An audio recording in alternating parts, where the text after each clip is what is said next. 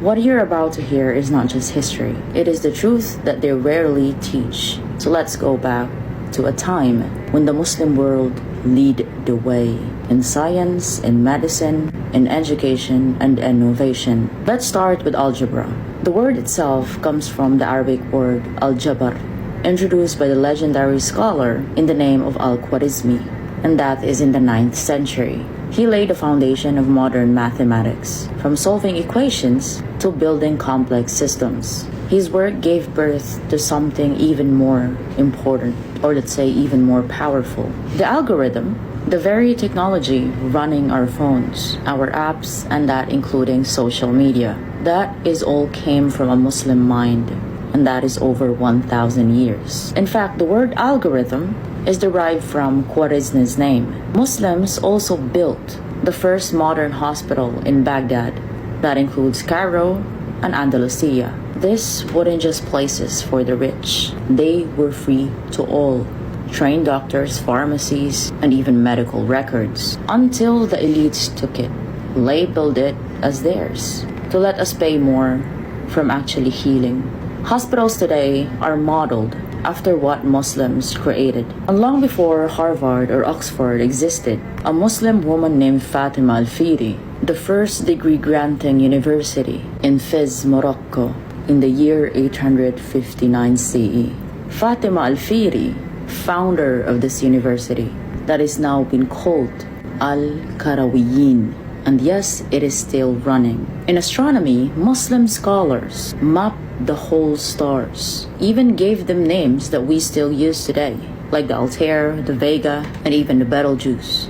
It is all Arabic. Now, in chemistry, Jabr ibn Hayyan introduced the experimental science and even invented tools that shape modern laboratories. In surgery, Al-Zarawi invented over 200 surgical tools. Some of them are still in use today. In optics, Ibn al-Haytham laid the groundwork for the camera by explaining how light enters the eye.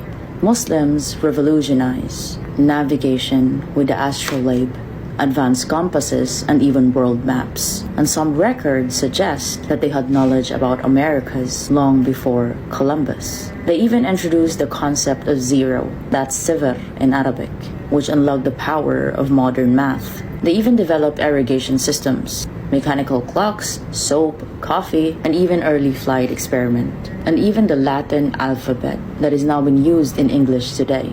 It was shaped by the interaction with Arabic script and scholarship during centuries, during a Muslim-European exchange, that is in Spain and Sicily. This wasn't just innovation, it was a civilization built on the Quranic commands. Read, built on the belief that seeking knowledge is worship, built on the legacy of people who used faith to elevate minds and not silence them. And why don't we hear this in schools? The time when the Rockefeller Foundation took these teachings, infiltrated it, and changed it, and even changed the whole system. Our education system right now is only to build a nation of workers and not thinkers. Just obey, comply, and die.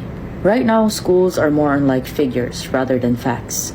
We are being programmed that we all came from apes and we just evolve. We live in an age of technology where ignorance is no longer a condition, it is already a choice. You have to look it up, everything, read, learn, because those who came before us built the world that we now scroll through. At least we need to respect their truth and not erase it. Assalamu alaikum.